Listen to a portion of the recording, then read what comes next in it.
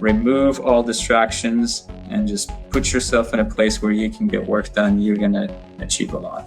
Entrepreneurship was the biggest change maker in my life. The school was not, my parents were not. They all push you, get up early in the morning. Heavily booked leaders. They are all over the place. It's just one meeting after another meeting after another meeting. It's like so much distraction going on.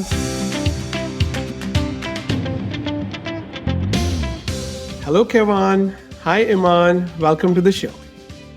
Hi. To be here, Sunny, as always. Appreciate you joining me today. And as peers, I know you from many, many years, and as partners. So I'm so glad that we are able to coordinate some time to have this conversation.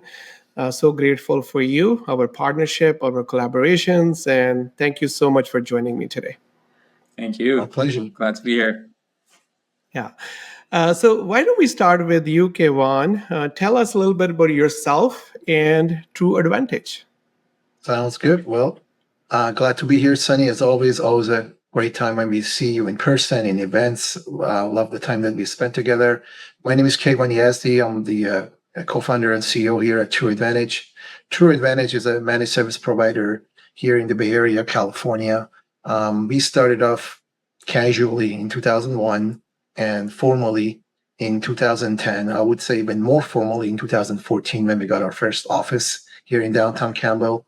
And since then, we've been growing. We started off with healthcare industry as our primary focus. As a matter of fact, name of the company was Medicnology, which is a combination of the word medical technology, and then we rebranded to TruAdvantage. So that's a little bit about the company. We do non-healthcare quite a bit at this point. As a matter of fact, nonprofits are a big portion of who we serve today. Healthcare, of course, and then small and medium businesses, typically between the size of 20 to 250. That's kind of the wider range that we serve to. In terms of me, I am a passionate soccer player. I love playing soccer. I love reading. I love meditating. I love getting up early in the morning and practicing my miracle mornings. So that's just a little bit about me in terms of my IT background. I was a geek. I loved getting certifications. I have over, 13, 14 certifications when I started off with IT. And I loved it. I love IT because I was able to get instant gratification out of it. Anytime I was sitting at Starbucks, I don't know if you remember the VMware workstation, I would put create a little network on my laptop and connect things. And it was just amazing to me that I was able to create something right there versus programming that I was studying at school. It would take a long time to see results. So that kind of passion started from there. But as of right now, as of 8-9 years ago, I realized I cannot be that person anymore. We need someone at TruAdvantage that would do the business development, that would do the marketing, that would do the sales. So my role changed gradually to be on the business development side of things and pretty much running the company. And it's very challenging. I find marketing and sales and overall business development very challenging, but I enjoy the challenge. Thank you for that, Kayvan. And you call yourself a geek. I think you're probably the most fittest geek out there. Okay, Iman, can you please introduce yourself? Sure. My name is Iman, and so I guess Kayvan and I started, as he mentioned, talking about potentially putting a company together a while back, and we've been friends for a long time, and it finally came together around 2012 or 2010. The company was founded, and I just doing some things, and Kayvan had a full-time job, and then said, hey, we got to get going. And so it finally turned it into a company with both of us, and it's been going since. It's been a great journey. Lots of ups and downs, but it's fun. It's interesting. I'm mainly, kind of naturally.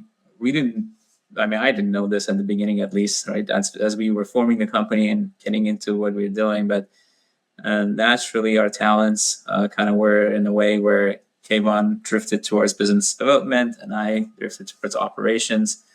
And so that's kind of what I do now. Official title is president, but really work with our service delivery team pretty closely and manage the operations. Personally, I'm actively, I'm very much into skiing since it's winter time right now. Pretty much every weekend I'm skiing, and then summertime I also play soccer. Sometimes Kayvan and I get to play soccer together too. So, and I went to UC Davis for school, and it was interesting as Kayvan was mentioning. The likes and dislikes of getting your degree and going to school. It was always the biggest question in my head was, how does all of this work? Because the way I started school was I was working prior to even going to school in the field of IT. I actually had my MCSC before I went to Davis. And when I went there, and especially when it got to more specific computer courses, it was always a question like I know how all the things I learned in the Microsoft certification stuff is relevant, but I have no idea how all of this is relevant. Anyways, it was good. I think at the end, there was a lot of life lessons in school, more so than things you learn about what you're gonna do in your career. But that's a little bit about me. Awesome. Thank you. Thank you for sharing that, Iman. Now, my question to you is, what makes TruAdvantage so unique? So, what is that trademark strength? What are the unique capabilities of TruAdvantage that made you successful in a very competitive marketplace? That is a really good question. I don't know if I have the best answer for that question, but it's a multifaceted question. There's many factors. Starts with from the foundation when you started. I mean, you know about the MSP world. You start with one or two clients, right? You start really small, and for a lot of MSP owners, the belief system is not that high when they start. Like they think of themselves as consultants. So one of the first things we needed to do was breaking the barrier, that mental barrier that we had. And it was all up here. So I'll go over that later if we go over the growth phase. But in terms of when you talk to us as a prospect, or when you talk to us as a prospective team member, an engineer, or someone who's going to join us, there's a couple of things that I assume they're going to notice from day one. I would say the first thing was for us was the leadership team and the level of focus that we brought into our growth, and that actually shows when we are talking to prospects. That actually shows when we're talking to prospective employees. One of the things for us, for both Iman and I, that have the highest, the of paramount importance for us, is self-development and self-growth. And you might wonder how this actually reflects on your prospects. How does it actually impacts your team members when you're going to do the hiring, or you want to grow, or you want to get a new client? It actually does. I believe there's a lot of subliminal things that happens when you have those interactions. And for us, first thing that we focused on to make sure we differentiate ourselves is we started with ourselves. And that was changing our routines. I'll tell you, entrepreneurship was the biggest game changer and the biggest change maker in my life. School was not, my parents were not, they all push you, get up early in the morning. But the thing that really, really changed things for me was the entrepreneurship journey, the challenges that we experienced in that journey. And I never thought I'll be a person who gets up at 5 a.m. in the morning. That would be like, I'll be laughing at it. I'm like, are you kidding me? 5 a.m. in the morning. But I had to do that because I realized that if we want to experience that level of growth in our company, I need to, as a leader of the company, I need to start with myself. And that's going to reflect on the people that we're going to be interacting with. So I would say leadership and the self-growth and the self-development was the biggest thing for us. And again, it's a little hard to explain how it impacts your audience, but it does when they talk to you, when they interact with you. So that's one thing that you're going to notice. The second thing that you would notice about TruAdvantage, I would say, is our culture and brand. Our culture and brand stands out in the Bay Area. And I don't want to say we like the best or anything. It's actually hard to quantify these things. But one of people want to work in places that they enjoy. They feel like they're contributing. They're part of the team. And we've been very intentional about that from day one. And I can get into details of what we've done about the culture. But that played a big role for us. I'll just give you an example. For example, we're a great place to work certified. What does that really mean? It's a culture award. Out of all of the awards that we have, which is a lot of them are IT and security, the culture award is the one that I focus a lot more when I talk to prospects, because this is what I tell them. This is who we are as a company, and this is the kind of people you're going to dealing with when you pick up that phone and talk to us. And that actually impacts them. That, okay, this is actually the team that I want to work with. They have the right attitude. They're happy. People are happy working there. So yeah, it's great to do have all those metrics, but I think some of these things can, like, when it gets to the brand and the culture, those actually have higher priority. So culture, brand, leadership, and focus. And I would say another important thing that people would notice, probably at least at the early phases of interacting with us, is process. They're gonna know we are a process-oriented company, from our sales process, from the emails that we send out, from the diagram that we have for our sales process. And this is something that I always share with new MSPs, is that this is your first date with your prospect, right? This is how they're gonna see things. And if you have the right process, if you have the right marketing, it's process-oriented. If you have the right sales process, it's process-oriented. That is a reflection of how your operation works. And that plays a big role in our process, and it stands out. Same thing with when we're hiring. Our hiring process is very process oriented. Some people get filtered out when you look at our comprehensive hiring process, but the people that we want to actually stay around, they actually love it because they know this is a company they want to work with. They're process oriented and they truly care about growth. And I think these things really stand out right from the get-go and makes us a little different when we talk to prospects and also when we talk to prospective employees. No, that is so awesome. So people first culture, and then very driven by process to make sure that consistent experience is there with the customers. And just, as an outsider, Kayvan, one thing that I know about your identity and also TruAdvantage identity is that when it comes to growth mindset, that is the number one thing that kind of really, when I think about you, when I think about Iman, when I think about TruAdvantage, I'm like, these are the people. They're going to do what they say they will do, and they will say what they're committed to do. So it's that mindset of really being that leader where they believe in people first, and the mindset. The industry events that we go to learn, the peer groups that we go to learn, it shows how intentional you both are to learn and grow as individuals. Okay, so Iman, I know one mantra that you you guys follow there is that one thing, take one thing at a time. So if I limit you to that one unique, one one thing, what do you think is that one unique that made TruAdvantage so successful? If I'm just only talk about one, I would say the relationship and the partnership that we build with our clients, as well as obviously relationship being the key word, how important that is internally and externally. Be able to have great relationship internally with all your staff, be able to have even better relationship with all your clients. I would say that's the one that I would call out.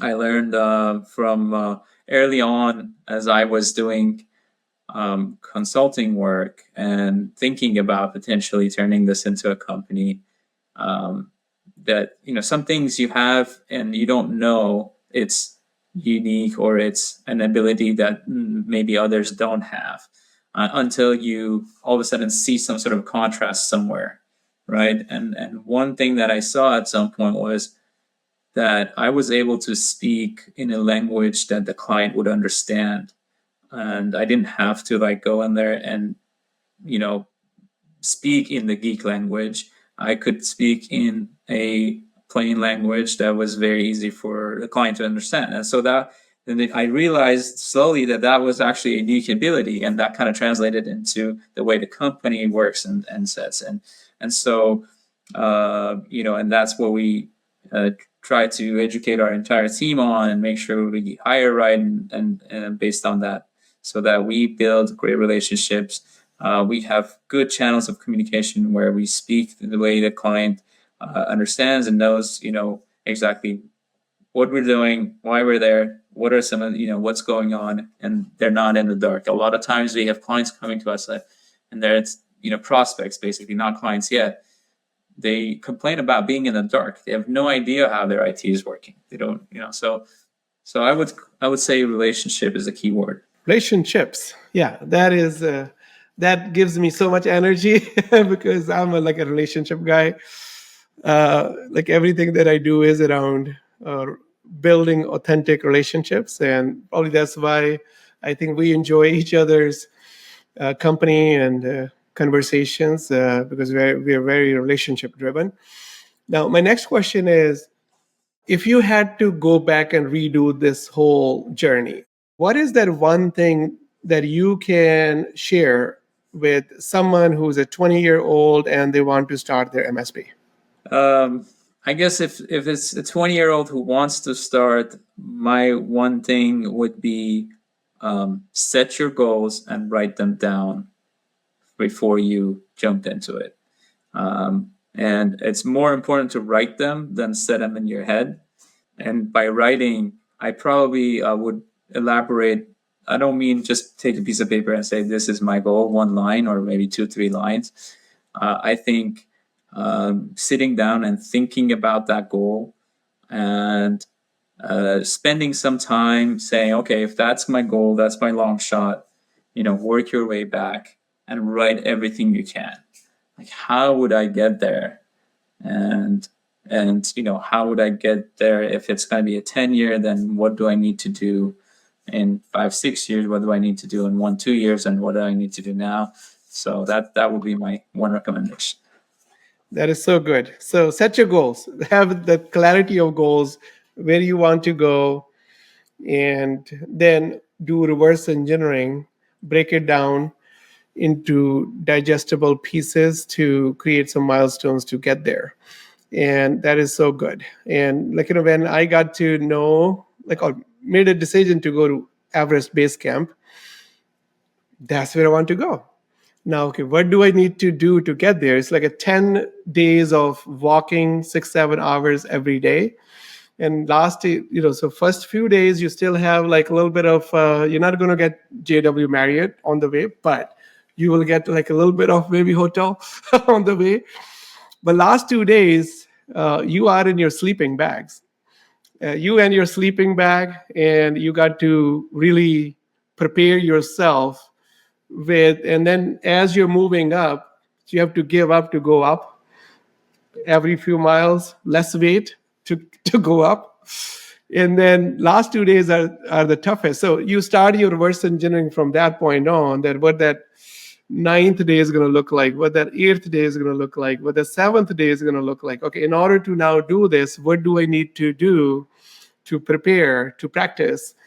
And it's all about the practice that you do, right, to achieve your goals. And now I'm practicing that every Saturday. and I'm like, there are just so many, when I reflect on this journey and I learn from it, and I'm just kind of, I can see how what you just shared can help anyone in any situation. Like it's just like any human being can benefit from that advice. So thank you for sharing that. Sonny, I had a question for you. What's the elevation at the base camp? Yeah, 17,000. Yeah, and it's going to be a journey. I'm going to Denver this weekend because altitude is the biggest danger out there for a lot of people, where they're not able to breathe for whatever how their body reacts to the altitude. So me and my son is going with me. Wow. Nice. Yeah. So it will be father and son without any digital distractions. Yeah. So it's so we're practicing Iman in Denver this weekend to make sure that we can get prepared. Kayvan, so the same question to you, Kayvan. What is that one thing one piece of advice for young entrepreneurs where they want to have that entrepreneurial journey and where they can learn from your mistakes. What is that one piece of advice you have for them? Sure. It's really one, huh? You've limited to only one. It is what? So I'll elaborate on what Iman said, which is write down your vision. That's extremely important. I'll just add to that. That's not my one. I have another one, but I would add if they can choose a framework to follow, such as EOS or some other framework. Within that framework, they'll writing that vision and having accountability for that vision is a big part of it. So I would say just supplementing what Iman said, extremely important. That would be, he already mentioned it, but that could have been my one thing as well. But the other thing that I highly, highly recommend in every aspect of life, but especially in this aspect, is join at least 2 credible peer groups. Not the ones that waste your time, but the ones that actually take you to the next level. There is so much power in sitting down with people, your peers that have done this, that are 4, 5, 6, 7 steps ahead of you. It doesn't matter how many books you read. It doesn't matter how many podcasts you listen, how many things you do. The power of a peer on you and the way it plays on your subconscious is unbeatable. So when you are that $200,000, $300,000 company and you're looking at the 3 million, 5 million, $10 million company, and you see there's this, your buddy that you're having beer with at night, and this person is there.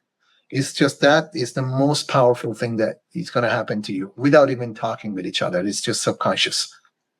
I can talk about so many beautiful things that happens in peer groups in terms of best practices, process, but just that 2-3 days of being able to detach from business and work on the business instead of in the business, and then seeing your peers 6, 7, 8, 10 steps ahead of you, it's the most powerful thing that can happen to you. We have Build It, we have Evolve, we have so many good peer groups that can actually be life-changing. I did not know the importance of this before till I became a little more mature mentally, and I realized this is actually a game changer. And that would be one thing that I would recommend to any new or younger MSP owners or entrepreneurs. That is so good. And I'm going to still try to find that connective tissue with the Everest Base Camp. To Iman's point that, okay, you have goals, you do reverse engineering. And to your point, like, talk to people who have already been there to Everest Base Camp, right? That is the power of the peer group. In the peer group, there are some people where there's few steps ahead of you, and there are probably people where there's few steps behind you. So you can help these individuals, give back to them, pay it forward.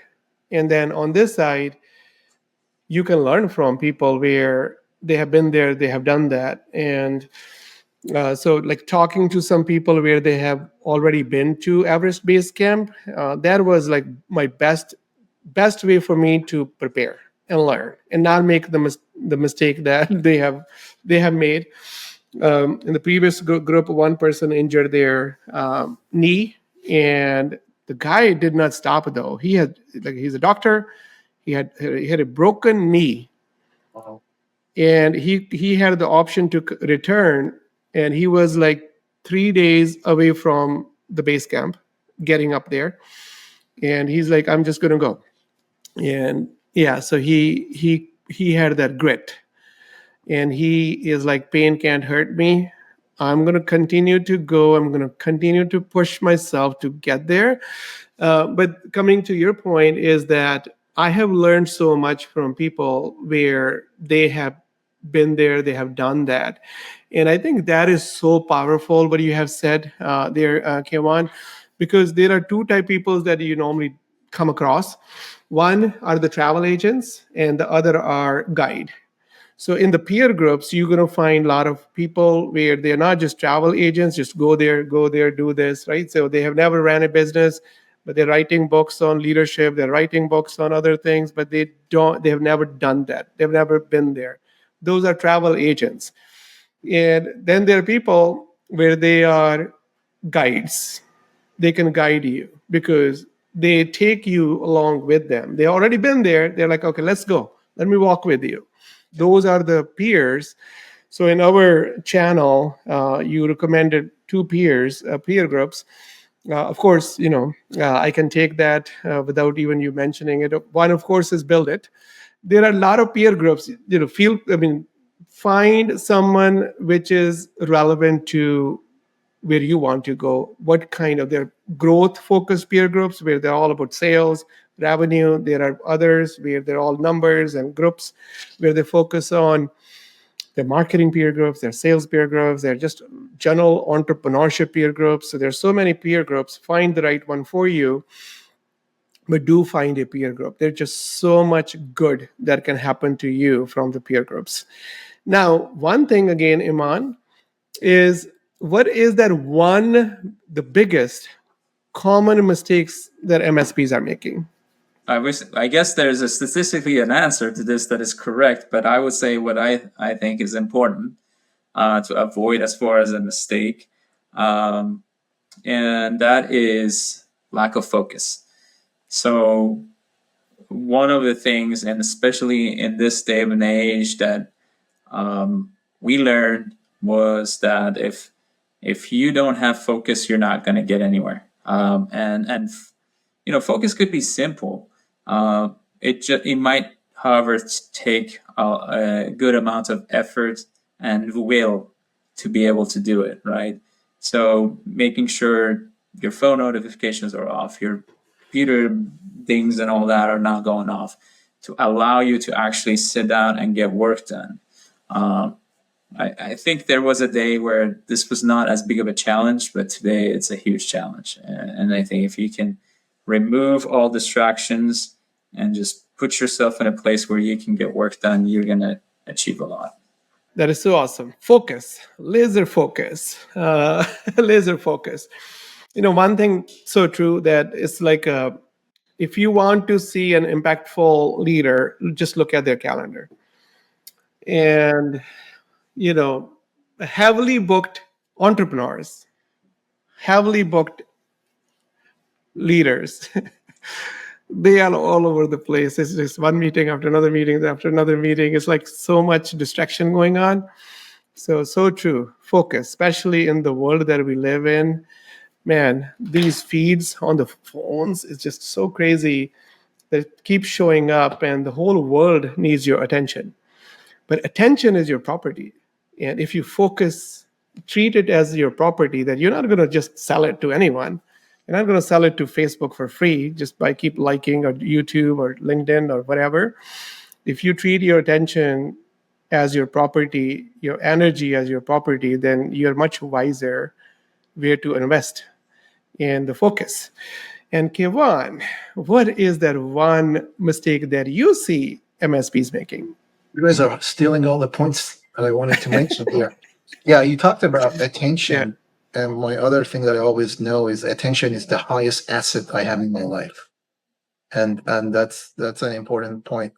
And just to add to what Iman mentioned, practical, a little bit on the side of practical, like both Iman and I, and we still have challenge with it, we actually track what we call our jam sessions. A jam session, for example, is for us is a 90-minute focus time where we do high-level work on our high-level rocks or high-level projects for 90 minutes uninterrupted, no Microsoft Teams messages or anything, or phone or anything. And I'll tell you, it's challenging. Even after this many years when I do it, sometimes when I lose momentum, I end up with 2 per week. I'm supposed to do 5 or 6 per week. I'm at 20%, 30% delivery there. So it is very challenging still. And but it's very, very fulfilling at the same time when you do it. Not only for the business, just internally, you feel just grounded and centered when you do it. It's an amazing feeling when you do it. It's kind of a I don't know, it's kind of a high that you get into. Momentum, flow. They call it flow or momentum, the stage that you get into. Anyway, so since that point is taken, which is the number one, the most important thing, I just add one more keyword to that. Chasing, shiny objects. I've seen that kind of in line with focus that you mentioned there. So I'll just add that keyword. I'm not going to elaborate on that. I would say the second biggest mistake, from my perspective, that a lot of leaders do, they underestimate the power of self-growth and self-development. They always looking at things externally. They feel like if I go and I do this and I'm all over the place, and to me, if we can and I think the movement has already started. If we can create a movement to let everybody know, that applies to all aspects of life. But since we're talking about MSPs and business here, underestimating the power of that little alone time with yourself in the morning, that if you call it meditation, if you just the power of being a little grounded, being a little centered, and having that time for yourself to take care of yourself internally, and then at the same time to grow yourself internally. It's a book, it's a podcast, it's peer groups, all the things that you do to grow yourself.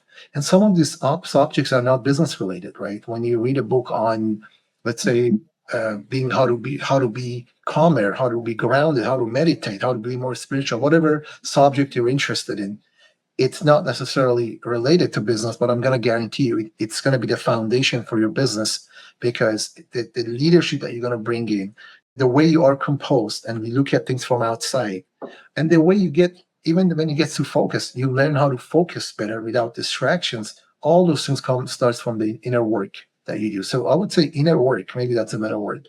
Inner work is not appreciated as much with a lot of entrepreneurs, and I think hopefully we can emphasize on that a bit more and find methods to do more inner work before we go external. Yeah, that is so awesome. So shiny objects, don't chase shiny objects every day and distract yourself and people around you. And now we're going to stay with you, Kayvan, because I know you you focus a lot on culture. So if there is that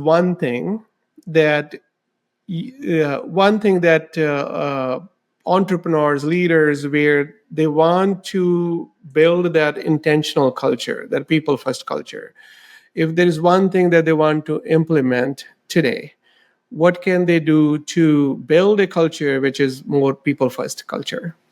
People first culture is, again, it's another multifaceted thing that has a lot of elements involved in it.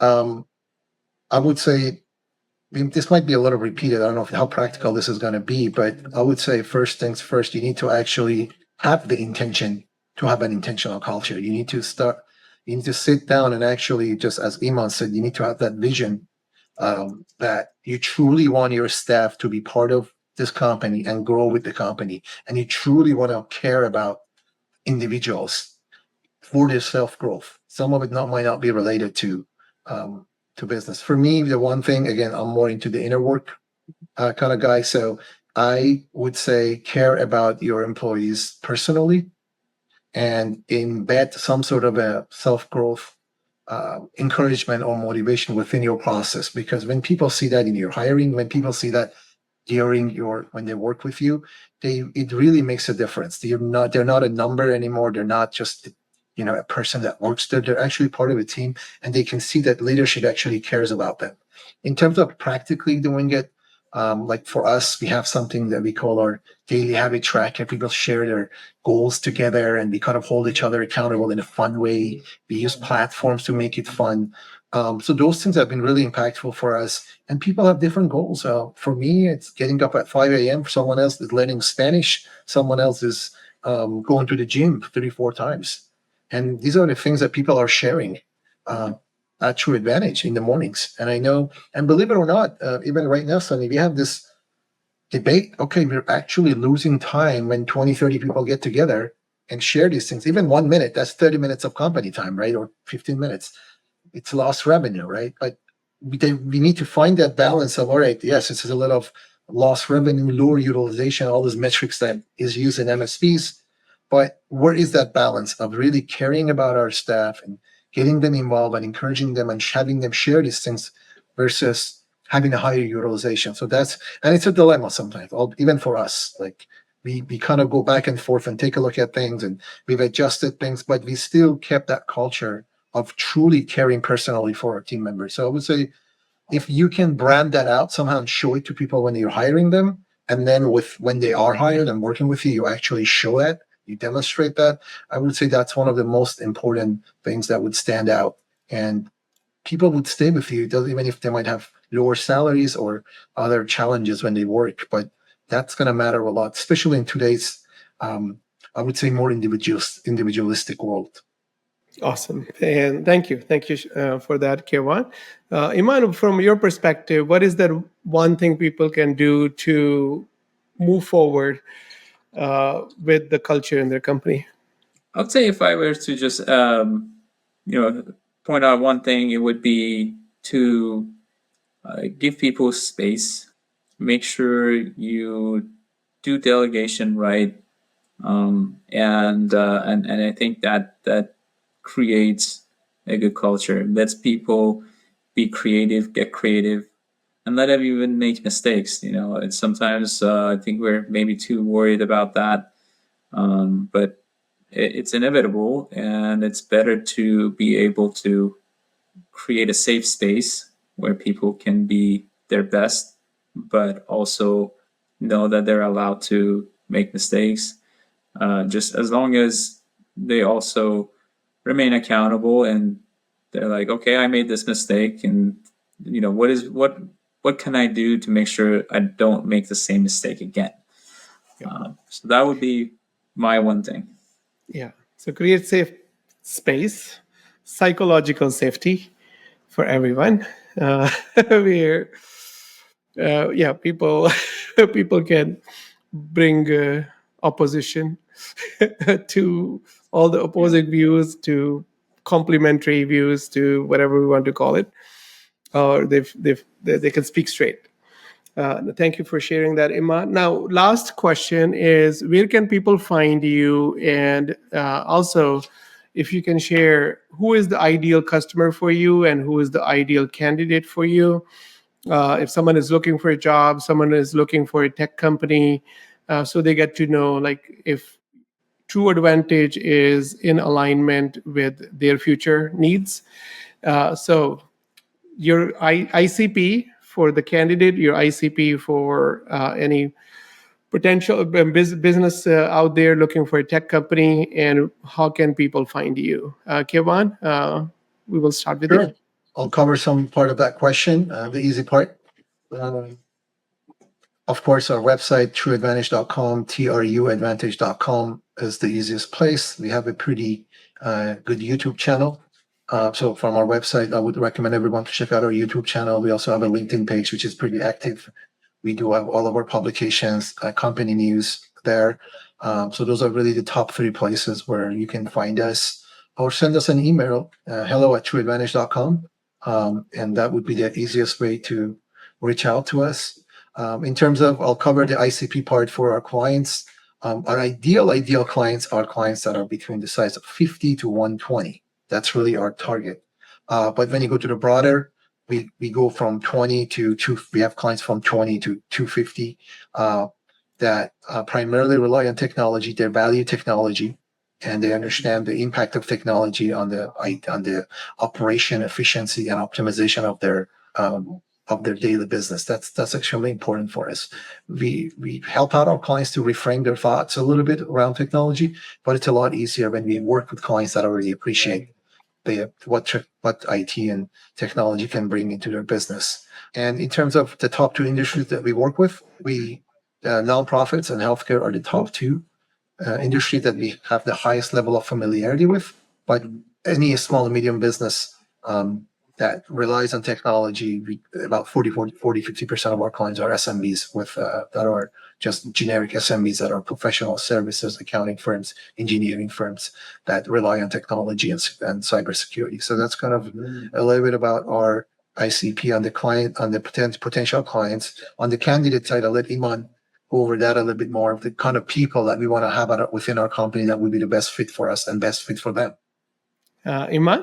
Yeah, sure. I would say ideal candidate for us is someone who's driven, has ambitions to grow, and is also self-motivated. Right? It's very. I would say it's probably true in our whole industry, but definitely in our environment. If you're just sitting around to be told what to do, it's probably not going to be the best place.